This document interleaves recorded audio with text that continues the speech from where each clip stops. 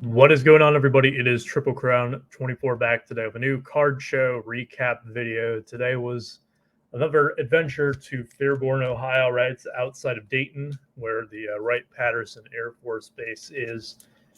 A hotel show that is a Sunday show. So typically these Sunday shows are a bit smaller if they're not, one of those whole weekend shows.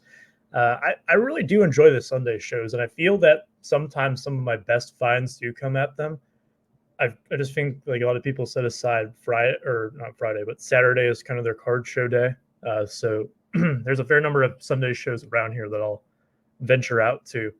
And this was one of them. So this was my second time going to this one. My overall impressions this time is that it was not nearly as busy as last time. The weather wasn't necessarily as nice last time, too. It was a bit chilly here. Today, when I'm recording this, it was mid 80s for a high, and typically when the weather is nicer, card show attendance will go down a bit, which is something that I've come to notice during my time as a dealer. But it was much slower than what I would have expected to, and a lot of the dealers I could tell were not having great shows. I mean, the room was thinned out enough where I could see kind of all the interactions going on, but just having conversations and getting a feel too, it didn't seem like there was a lot of transactions going down. Let's just put it that way. So that was that. Let me go ahead and show you what I picked up as a result of kind of the slower show and the attendance being down. There were some empty tables as well, and not some of the guys that I'm used to seeing there too that I typically go to. Made it a bit more challenging to kind of to find some cards I wanted to pick up, but I did manage to come away with 6 cards. So definitely a quality over quantity type of day. Let's show what I got. First one up is this Nick Markakis auto relic. This might seem a bit random, but I'll explain. This was from a $5 autograph and relic box. And I love these kind of boxes because generally speaking, I can get a good idea for what's going to be in them going through about the first 10 cards and just kind of getting an idea of what types of cards are going to be in there, what are the types of players, and that way I can kind of save time if I need to. Time was definitely not that big of an issue today, just with not as many tables to go through. I could kind of pick my spots and be a bit more patient going through some of these boxes rather than having to make quicker decisions. So that's what I did here. And Markakis is one of those guys that doesn't have a ton of autographs out there. Fair amount. It's not like he's an impossible autograph to get, but also not readily available, I would say. So I saw that one. I figured I'd go ahead and take a flyer. I always liked Markakis as a player.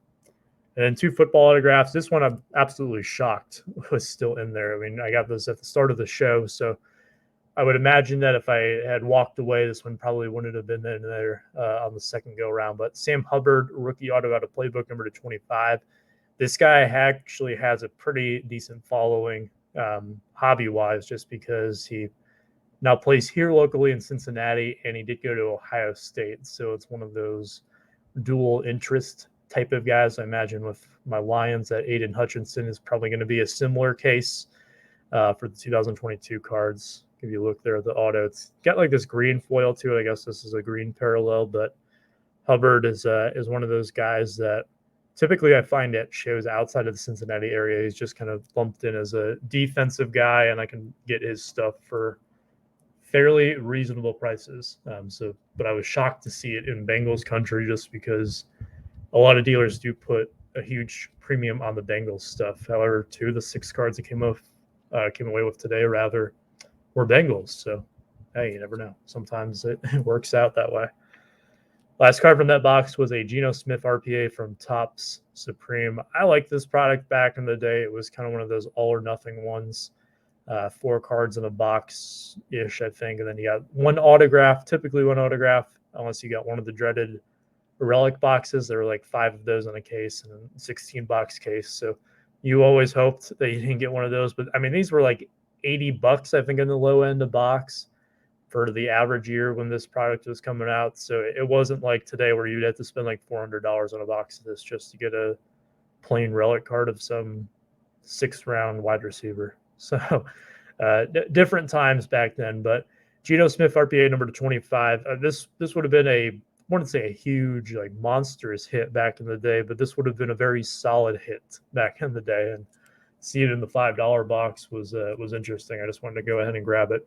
I also saw a ton of Mark Sanchez contenders autos in that box too, which was a bit surprising because I believe those are supposed to be short prints. I don't know exactly how short printed, but that card used to be a really big deal. And now to see it kind of subject to this $5 box and to see several of them in there was interesting. I mean, they weren't in top litters. They kind of had a concave bow to them. That would have been unheard of back in the day, but a sign of the times, I suppose. Moving along to the final 3 cards. I'll spend some more time on these just because these are some big boy cards, I guess you could say. First one up is a Stafford rookie auto, and it is from UD Black. I used to love UD Black back in the day, not to open it because it was very expensive back then. It's probably would be, those box prices back then would be a very cheap release by today's standards, given how wax prices are. But just always a gorgeous set. The only gripe I've really had with these is that they are very condition sensitive. So a lot of times if you see these in the wild and they're raw, or even a lot of the graded ones, you'll see them coming back as 7s and 8s, and that might even be generous in some cases. I've had some that were pretty rough, and I saw this one, I'm like, damn, that looks really sharp. And I didn't buy it thinking like, oh, I'm going to grade this one and all that. But you don't see them in this good of condition, I would say. Anyone who's ever collected these cards before will know exactly what I mean by that. But it's an uncarded rookie auto, Stafford number to 199. And I thought it was fairly reasonably priced based on the price that the dealer gave me. This is a gentleman who I've done deals with before. I know he's going to treat me fair. He's going to do me right. So I don't mind paying a bit of a premium with him too on a card like this. And I was pretty happy with what I ended up getting it for. It was a partial cash, partial trade deal. And for what I was into the other card for, and what I'm now technically into this one for, was a number that I'm comfortable with. This is one that I won't be in a huge rush to move. But just one that will probably hang out with me over the summer, maybe be a trade candidate in the future, or it could be something that moves during football season. In fact, all 3 of the big cards today were football cards, and would only be fitting that I got the other quarterback from last year's Super Bowl, Joe Burrow RPA, and this is the first time I've ever owned a Joe Burrow autograph, which to me is a bit surprising. I mean, typically I end up getting at least one autograph of the biggest names at some point every single year, whether it's right when they come out and it's a hot card, or I try to pick them up when they're really cheap and, take a lottery ticket basically on some of the guys and see if maybe they'll have like a Mike White effect where they start for a random team like the Jets 4 years later and everybody goes crazy over their cards. But that's a different story for a different day. Joe Burrow RPA here. This is numbered out of 100 from Obsidian. This is actually one of the cheaper Joe Burrow RPAs out there. So if you are looking to get one, I would say that this is a good time to go after them. And this one is a pretty solid one. The silver ink on the sticker, I think, isn't the best design choice. Let's put it that way. But I do like the silver ink. This is one of those that I may consider grading. And the only reason for that really is that I'm not trying to say that this is going to be a gem or anything. And I think it's a 9 if I had to grade it. I wouldn't even be surprised if it was an 8. But really the logic behind that would be is just that it doesn't present as well in the magnetic. It looks fine on camera as I'm watching it back with you guys here. But I don't know. It's just something about the silver. I think that in a slab, it might look a bit nicer. So I'm going to consider that. We'll see. But one thing that really surprised me about this card is that the price I paid for it was, I want to say, at least $200, if not more, dollars less than what you could buy a hobby box of this for. And that to me is absolutely absurd. And I don't know if that necessarily means that this card is undervalued or the box is overvalued. It's probably a little bit of both. It's definitely the latter, right? The box is definitely overpriced at what they go for now. But it's one of those things that, hey, if people can't afford to rip it, I would gladly, if you gave me a box of this for less than for, you know, the cost that I paid for this card and I pulled this out, I would be extremely satisfied. So, hey, I'll go for it. Why not? And then we come to the last card. I'm going to take this one out of the team bag. This one is one that I've had my eye on really since I started collecting, you could even say. I've always been a fan of the quote-unquote color match. I've done a podcast on part of a podcast on colors with Jake from Legends Never Die when we were talking about vintage cards. Probably do another episode on color match in the future. And it doesn't get any better than the blue with the boys in Honolulu blue. Calvin Johnson, Megatron, right up there with Barry as my all-time favorite players, and just stunning card here. I do prefer the Topps Chrome blue refractor of this card. I really don't like the 2007 Topps design. I don't know what it is, but the blue refractor with the blue borders, I'm absolutely in love with that. With that look, and I've seen one in person before. I should have bought it back then. I didn't, but oh well. But this is just one of those cards that, you know, maybe I was thinking more with my heart than with my head on this one, but I gave up quite a bit in trade value to end up landing this one. But this is just one of those cards that it's not like these are readily available, right? There's only 150 of these out there, and if I were to pick any color, I would probably take the blue over the gold, considering what the golds are priced at. It's a little bit more than what I'd be willing to pay. I am going to consider crossing this over. In fact, I will probably give it a shot at some point to PSA to see if it will get a 10. There's one kind of conundrum I have with this, is that you see that there is a little piece of dust that is trapped there on the surface, and it's in the right spot where it's noticeable enough. If I try to get the light on it, I know it's just showing glare for you guys, but if I get the light on it, it kind of blends the dust in a little bit more. But I mean, that to me, if I were to move this card in the future, it would be difficult to just to be able to move it just because of that little thing there. So I don't know if that would affect things crossing it over. In my past experiences, whenever I've had this happen, it has not impacted the grade on the crossovers. So other than that, it's maybe a tad off-centered, but I don't really see anything else that would prevent it from getting a 10. So who knows? Maybe I'll take a flyer now that the economy submissions are, you can send in anything at $50. It may be worth the $50 to try it. I'm into it at a price where I would feel comfortable trying it at least once.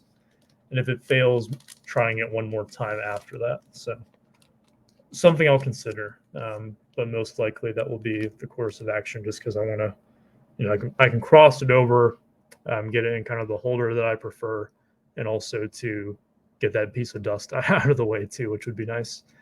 So kind of talking about the show floor, really, it was kind of bare bones. There was quite a bit of wax, both hobby and retail. There was a lot of raw vintage there, but it's, you know, these guys have been doing it for a long time, so it wasn't really anything too new.